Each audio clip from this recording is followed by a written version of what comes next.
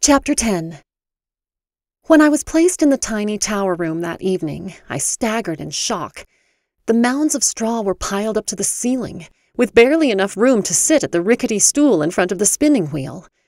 Even if I had planned to have Rhys spin all of this, he would never be able to finish by dawn, and by the time he did, he wouldn't have any hands left. Before they locked the door behind me, I announced, "I cannot spin all of this in one night unless I have an assistant. My father is at an inn nearby." The lady-in-waiting who accompanied me exchanged an uneasy look with the soldier. "Sorry, miss. No one is allowed in or out." "But Just do the best you can, sweet. The king will understand if you can't get to it all. He said you can finish tomorrow if needs be." The guard made to close the door, but I jammed my foot between it and the doorframe. "But as future queen—" Before I could invent another excuse, the sight of briskly marching soldiers coming down the hall made my heart plummet. It was Benedict. I prepared to arrange my face into the most unpleasant sneer I could imagine until I caught sight of the person beside Benedict. Hands clad in gloves to hide his wounds from the previous 2 nights, and dressed in full uniform was Rhys. "Hold the door!" Benedict's voice boomed up and down the corridor. "The king wants an additional guard inside this time." The guards shot Rhys a quizzical look, unfamiliar with his face, and I could only assume that it was because he was accompanied by the captain of the guard that Rhys wasn't questioned.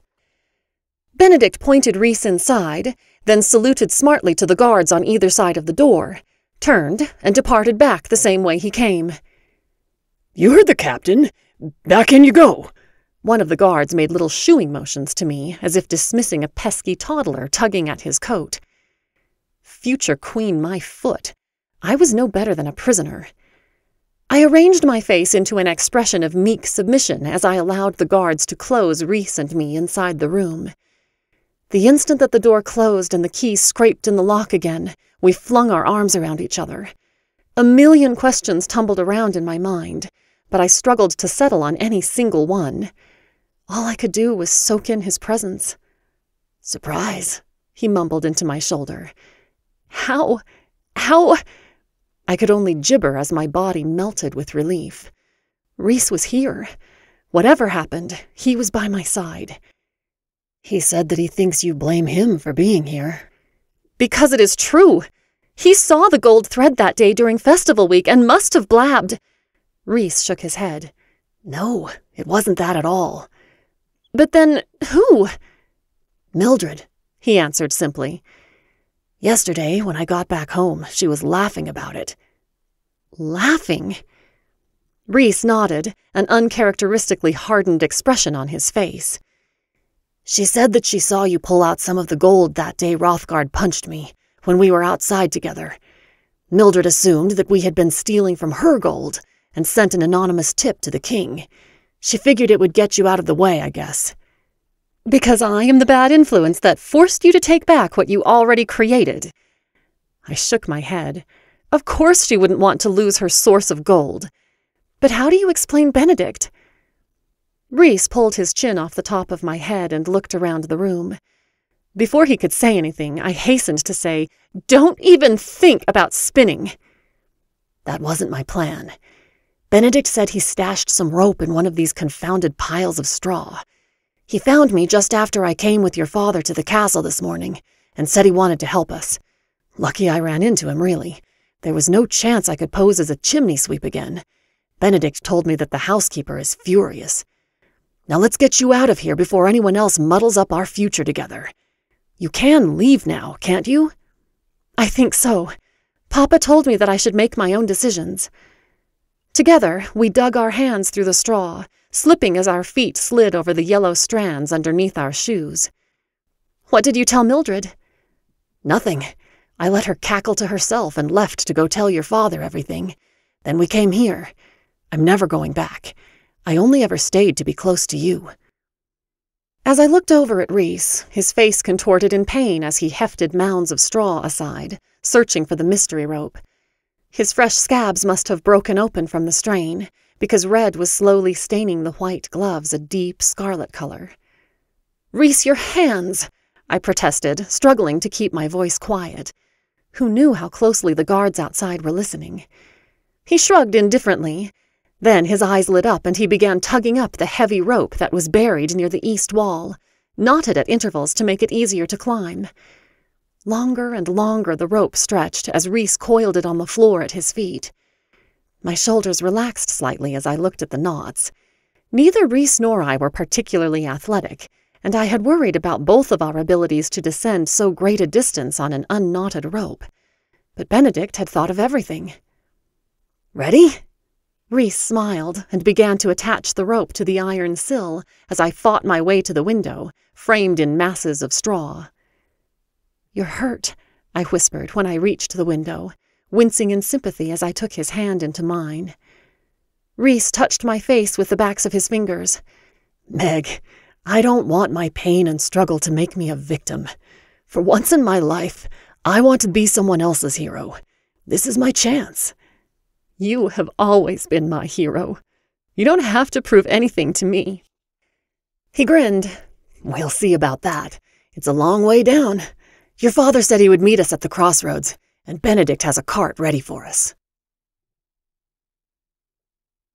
I glanced down, holding tight to the sill just in case my feet slipped again. Sure enough, it was Captain Benedict down below who paced up and down the rocks, watching the surf smash repeatedly against the unforgiving rocks. I withdrew my head, heart thumping madly. "Please let this work," I prayed.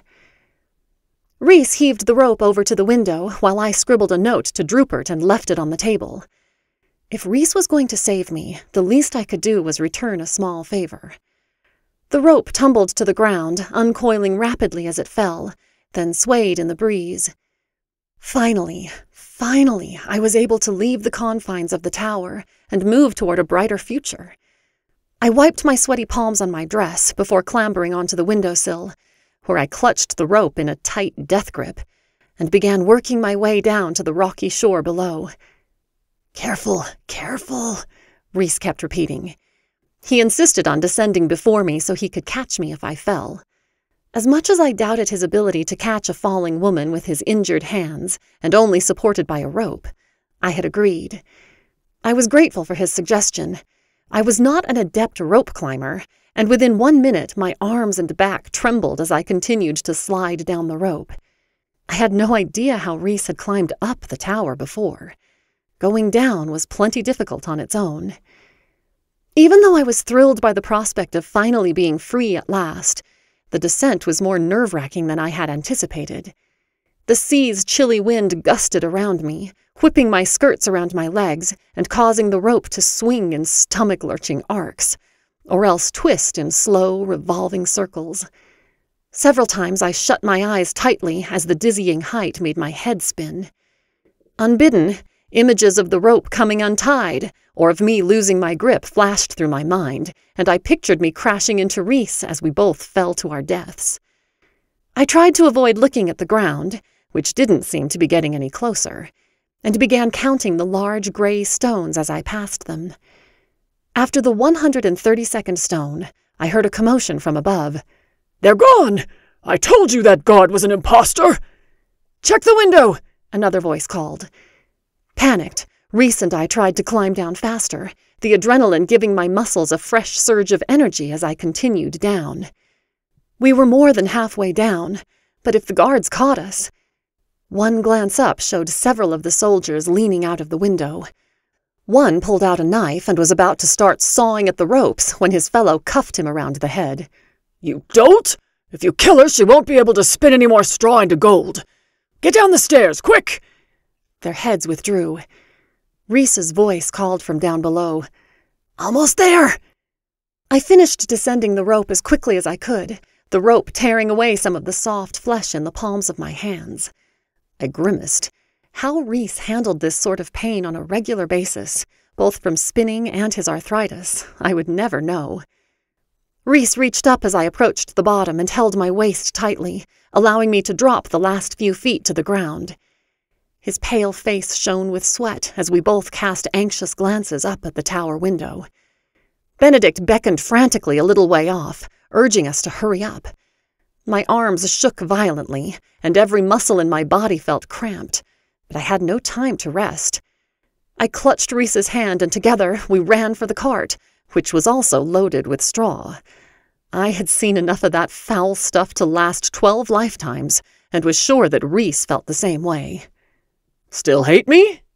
Benedict, good-natured as ever, grinned as he handed me up into the cart. "Captain, I am so—" I began, but he cut me off. "No need to apologize. There is no time. Take this north road until you reach the fork. At that point, get out of the cart and go left. The horse will go right. He knows his way back to the stockyard, and my men will follow his tracks. I will slow the men down before they set out. Best of luck, you two." "Thank you," Rhys and I said together. Rhys swung himself up into the driver's seat and picked up the reins in his gnarled, bleeding hands, while I glanced around for any sign that we had been spotted. "Go!" Benedict said, and slapped the horse's rump. With a jolt, we were off, trundling down the rocky side road that led far away from the dratted castle that had been my prison for the last few days. The sea breeze ruffled my hair, blowing it back where it blended in with the mounds of straw behind us. The fear of being followed slowly ebbed away the farther we got from the castle. We were going to be free to get married at last. "Can I interest you in one final trade?" Rhys asked. I clutched at the seat as the cart jolted over some rocks in the path. "If it has anything to do with you turning the stuff behind us into gold, the answer is no." Rhys chuckled and shook his head. "Still the only one not to want the unlimited wealth I can offer you." "I don't want riches." "What do you want, my lady?" "You." The word barely came out as a whisper, but I was sure Rhys heard me. Still holding the reins in his hands, he turned to face me. "You never heard my trade proposition." "Watch the road," I laughed, pointing him forward. "What sort of proposition did you have in mind?" "It is more of a proposal, really," he said, then handed me the reins and lowered himself to awkwardly kneel in the cramped space of the wagon seat. My hands tightened on the leather straps I held, and suddenly I found it immensely difficult to focus on the road when all I wanted to do was watch Rhys instead of snapping the reins to urge the horse to a faster trot. "Isn't there a better time for this? We're sort of running for our lives here." The cart jolted, and Rhys clutched at the headboard and the seat to steady himself, still crouched down in a half-kneel. "I have waited too long already, Meg. I'm not waiting any longer, and I would rather not propose in front of your father." He took a deep breath. "I can't promise you a life filled with ease and luxury, but I can promise you one filled with love and laughter. I have loved you for years, and promise to continue loving you my entire life. I want us to grow old together and have children together. I don't have anything to my name to offer you. So, Meg, in return for my firstborn child, will you marry me?" There was no question in my mind. Yes! 1,000 times yes! Elation flooded my body as he sat back on the rumbling cart seat and tugged the king's engagement ring off my finger and replaced it with the warm, golden band from my thumb. It rolled around on my finger, still slightly too big for my tiny hands, but I didn't want any other in its place. "So, if I own this firstborn child of yours, does that mean I get to pick out his or her name?" I teased. "Just as long as it isn't something ridiculous like Rumpelstiltskin." I smiled. No promises. The rest of the journey felt like no time at all after that. Just as Benedict had promised, Papa was waiting for us at the crossroads. How fitting, I thought. It wasn't just a physical location that we were meeting at, but this was the crossroads that would guide the rest of my life. How grateful I was that this was my path forward.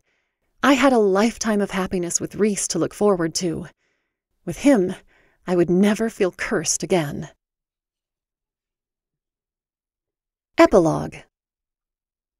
Then the next day, when the greedy king realized that the beautiful maiden was gone forever, do you know what he found? Papa whispered dramatically. The cluster of orphans around him were wide-eyed. What? A note telling the greedy king where he could find lots and lots of that gold thread he coveted so much. Who wants to guess where? At Mildred's house, Nicholas cheered. Shh, I told him, patting his head. He, like all of our biological children, had inherited hair the color of spun gold. You'll wake the baby. I smiled at Reese, who was listening to the story from the doorway, rocking an infant in his arms who had just come to the orphanage a few days before. You are right, Papa told Nicholas. And do you know what? She had hidden that gold so well that in order to find it, the king had to offer to marry her. Ew, yuck, several children chorused. Yuck was right. All of the town said it was the most revolting thing they had ever seen. Papa agreed. But what about the boy who spun gold and the girl? What happened to them? They ran away with the girl's father and opened a new mill and an orphanage. And then, how did that story end again, Meggie? Papa asked as he scooped up a child onto his lap. I beamed at Reese. Why, they got married and lived happily ever after. The end. This has been A Curse of Gold and Beauty, a Rumpelstiltskin retelling by Mary Meekum, narrated by Tanya Rawlingson.